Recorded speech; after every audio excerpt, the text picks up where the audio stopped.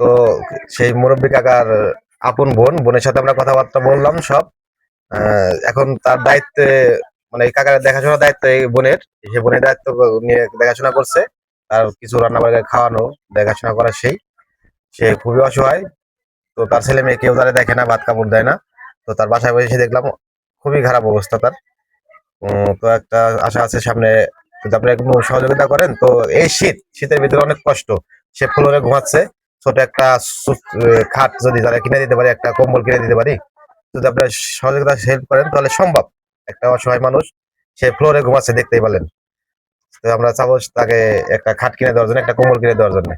আপনারা কোনো দয়াবান ব্যক্তি থাকেন তো একটু দয়ার হাতটা বাড়াই দিবেন। সেই লোকটা একটা খাট, একটা কম্বল যাতে আমরা কিনে দিতে পারি এই শীতের জন্য। তার বলে অনেক কাটাকাটি করতে তার বাইরের পরিস্থিতি দেখে।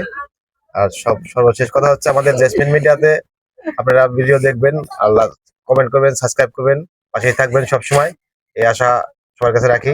সবাই ভালো থাকবেন। আসসালামু আলাইকুম।